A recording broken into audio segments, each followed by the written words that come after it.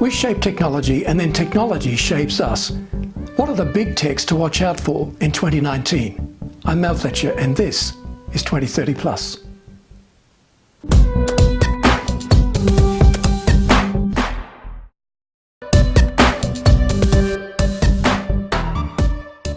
When you mention automation, people normally think of full-scale robots. But one of the fastest growing areas of automation in the next few years will be the chatbot. Chat is the new email or phone call. It's set to replace our reliance on apps. Chatbots are pieces of software that allow us to converse with machines in fluid, human-like ways, and often in many languages. They're perfect for interacting with travel companies. They're great for artists and writers who like to keep in touch with their audience. They also work well for online food companies. In fact, they're great for any company that wants to build healthy relationships with its customers. Chatbots are even moving into the world of the professions. Do Not Pay is the world's first robotic lawyer.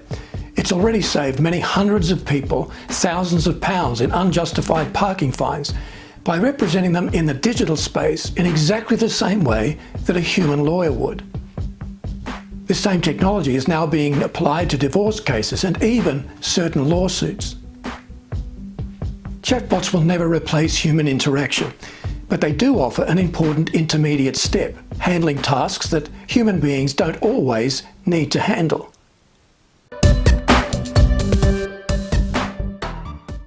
Not so long ago, people were laughing at Google Glass.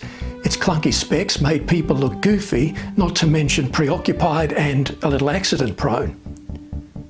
But augmented reality has never really gone away. It's about to make a real splash again with some interesting, quirky and even vital new services. Oxsight, a company based in Oxford, UK, uses AR technology to build artificial layers around visual images for people who have sight problems. And if you're so inclined, there are even dating apps now that use AR technology.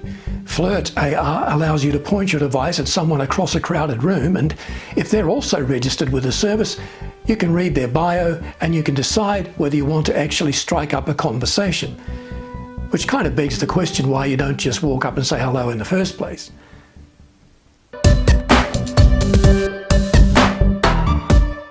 Until now, 3D printing's been seen as something of a novelty.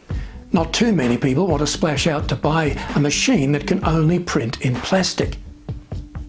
Imagine what might happen to sales though if people could actually print using metals. We could create electronics, toys and even jewellery from the comfort of our own homes. HP is building its first metals printer, and GE is already printing metal fuel parts for some of its jet engines.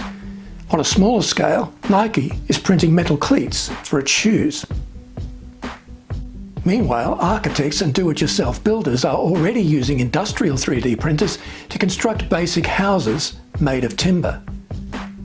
Not long ago, London saw the construction of the world's first two-storey wiki house. Using a design downloaded from the cloud, a wiki house can be constructed in very little time using an industrial version of a 3D printer and some basic plywood sheets. Right now, 3D printing is still considered something of a gimmick, but it won't stay that way for long. I'm Mal Fletcher. Thanks for watching.